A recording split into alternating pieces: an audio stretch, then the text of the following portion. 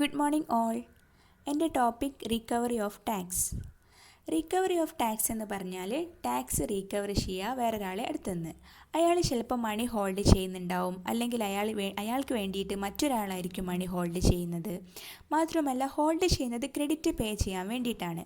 Central government അല്ലെങ്കിൽ state ഗവൺമെൻറ്റിന് credit പേ ചെയ്യാൻ വേണ്ടിയിട്ട്. അതാണ് റിക്കവറി ഓഫ് ടാക്സിനോട് പൊതുവെ പറഞ്ഞാൽ.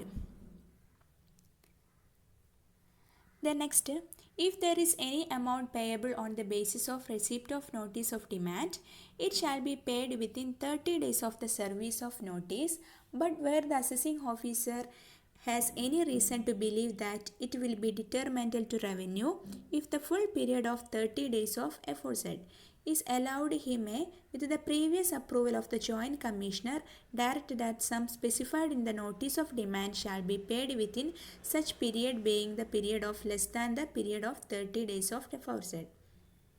അതായത് ഏതെങ്കിലും ഒരു റെസിപ്റ്റ് ഓഫ് നോട്ടീസ് ഓഫ് ഡിമാൻഡിൻ്റെ മുകളിൽ എന്തെങ്കിലും ഒരു എമൗണ്ട് പേ ചെയ്യാനുണ്ടെങ്കിൽ ആ നോട്ടീസ് കിട്ടിയ 30 ദിവസത്തിനുള്ളിൽ അത് പേ ചെയ്തിരിക്കണം. അതല്ല, അസസിങ് ഓഫീസർക്ക് അയാളുടെ കയ്യിൽ ഒരു റീസൺ ഉണ്ട്. എന്തിനു വേണ്ടിയിട്ട്? ഇത് റവന്യൂവിലേക്ക് ഇമ്പോർട്ടൻ്റ് ആണ്, റവന്യൂവിലേക്ക് നിർണായകമാണ് എന്ന് അയാൾക്ക് തോന്നാൻ എന്തെങ്കിലും ഇമ്പോർട്ടൻ്റ് ആയിട്ടുള്ള റീസൺ അയാളുടെ കയ്യിൽ ഉണ്ട് എങ്കിൽ ഈ 30 ദിവസത്തിൻ്റെ ഫുൾ പീരിയഡ് അയാൾക്ക് അലൗഡ് ആണ്. എങ്ങനെ? കമ്മീഷണറെ മുന്നേയുള്ള ഫുൾ അപ്രൂവലോട് കൂടിയിട്ട്. Okay. Next, interest, cost and charges റീകവറബിൾ.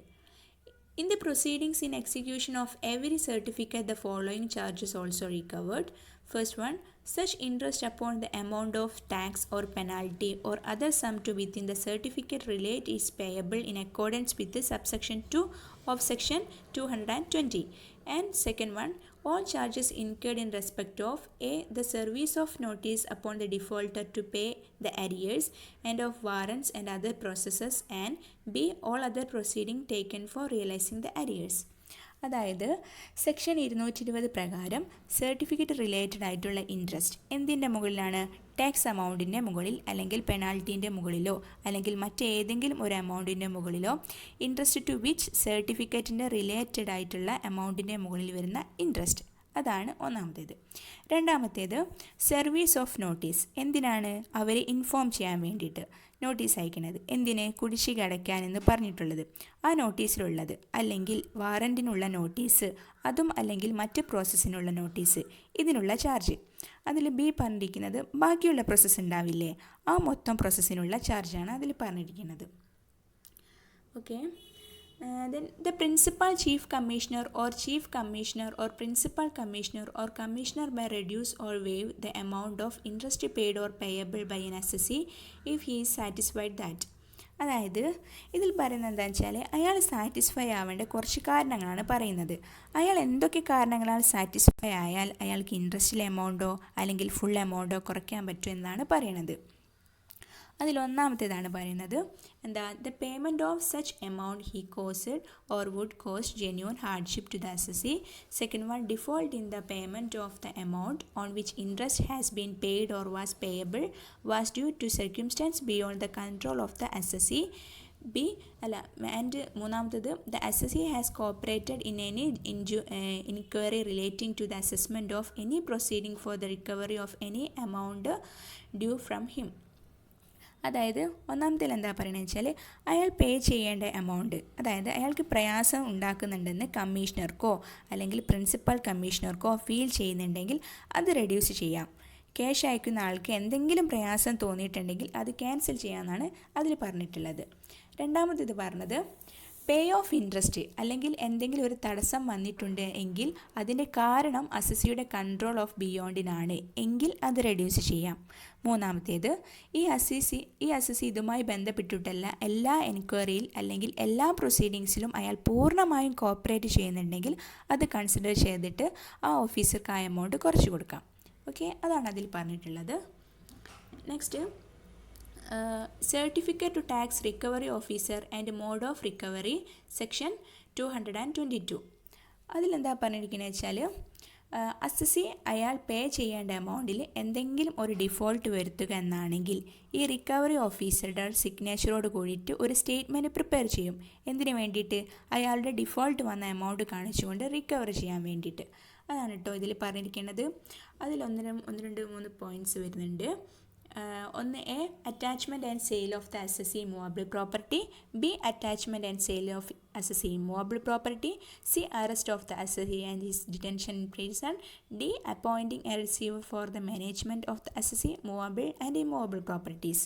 അതായത് അസസീൻ്റെ മൂവബിൾ പ്രോപ്പർട്ടീൻ്റെ അറ്റാച്ച്മെൻറ്റും സെയിലും, അസസീൻ്റെ ഇമ്മൂവബിൾ പ്രോപ്പർട്ടീൻ്റെ അറ്റാച്ച്മെൻറ്റും സെയിലും, അസസീൻ്റെ arrest and last one the receiver appoint ചെയ്യാൻ വേണ്ടിയിട്ട്.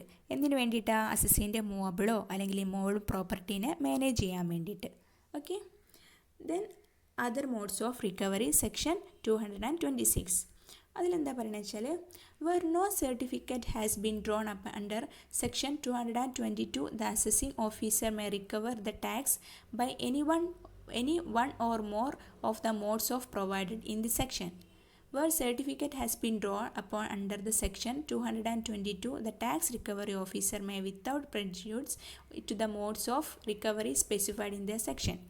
അതായത് സെക്ഷൻ 222 അനുസരിച്ചിട്ട് ഒരു സർട്ടിഫിക്കറ്റ് എടുത്തിട്ടില്ലെങ്കിൽ അസസി ഓഫീസറിൻ്റെ വിഭാഗത്തിൽ നൽകിയിട്ടുള്ള ഏതെങ്കിലും ഒന്നോ അതിൽ കൂടുതലോ മോഡുകൾ വഴി നികുതി ഈടാക്കുന്നതാണ് അതർ മോഡ്സ് ഓഫ് റിക്കവറിയിൽ പറഞ്ഞിട്ടുള്ളത്.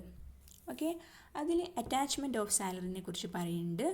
അതിലെന്താ പറയുന്നത് വെച്ചാൽ, if an assessee in receipt of any notice income chargeable under the head of salaries, the assessing officer or tax recovery officer may require any person paying the same to deduct from the any amount subsequent to the date of such requisition any arrears. അതായത് attachment of സാലറിയിൽ എന്താ പറയുന്നത് വെച്ചാൽ, salaries എന്ന ഹെഡിൽ ഏതെങ്കിലും ഒരു അസസിക്ക് വരുമാനം കിട്ടിയിട്ടുണ്ടെങ്കിൽ, അതായത് വിലയിരുത്തൽ ഓഫീസർക്കോ ടാക്സ് റിക്കവറി ഓഫീസർക്കോ അത്തരം മൂല്യനിർണ്ണയത്തിൽ നിന്ന് ഒരേ കിഴിവ് നൽകുന്ന ഏതെങ്കിലും ഒരു വ്യക്തിയെ ആവശ്യപ്പെടുന്നതാണ് അറ്റാച്ച്മെൻറ്റ് ഓഫ് സാലറിയിൽ പറഞ്ഞിട്ടുള്ളത്. രണ്ട് എന്താ പറയുന്നത് വെച്ചാൽ, the assessing officer or tax recovery officer may by notice in writing require any person from whom money is due or become to the assessee or any person who hold or subsequently hold money for account of the assessee. അതായത് assessee officer അല്ലെങ്കിൽ tax recovery ഓഫീസറുടെ രേഖാമൂലമുള്ള അറിയിപ്പ് മുഖേന പണം അടയ്ക്കേണ്ട അസസിക്ക് വേണ്ടി എന്താണ് അതും അല്ലെങ്കിൽ അക്കൗണ്ടിൽ പണം കൈവശം വയ്ക്കാൻ വേണ്ടിയിട്ടുള്ള ഒരു വ്യക്തിയെ ആവശ്യപ്പെടുന്നതാണ് അടുത്ത് പറഞ്ഞിരിക്കുന്നത്. ഓക്കെ, പിന്നെന്താണെന്ന് വെച്ചാൽ പറയുന്നത് വെച്ചാൽ, അസസി ഓഫീസർ അല്ലെങ്കിൽ tax recovery officer principal commissioner അല്ലെങ്കിൽ കമ്മീഷണർ പൊതുവായ എന്തെങ്കിലും പ്രത്യേക ഉത്തരവ് പ്രകാരം അംഗീകാരം നൽകിയിട്ടുണ്ടെങ്കിൽ കുടിശ്ശിക ഈടാക്കുന്നത്. പിന്നെ പറഞ്ഞിട്ടുള്ളത് എന്താണെന്ന് വെച്ചാൽ, 6th one, recovery through state government, section 227. If the recovery of tax in any area has been entrusted to state government under the clause 1 of article 258 of the constitution, the state government may direct. അതായത് recovery through state government ഏതാണ് section വരുന്നത്? 227.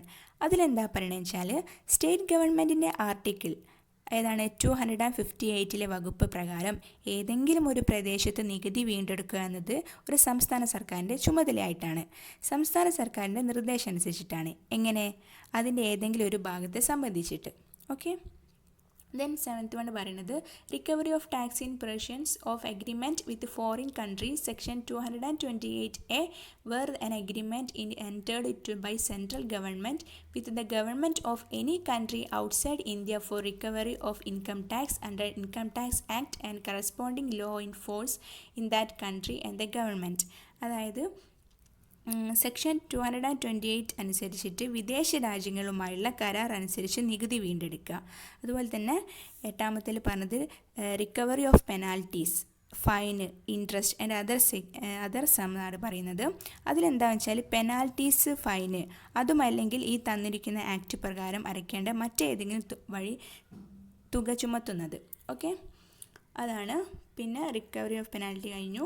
പിന്നെ recovery of suit under the law not effected, അതാണ് പറഞ്ഞിരിക്കുന്നത്. Okay, എൻ്റെ topic കഴിഞ്ഞു. Okay, thank U.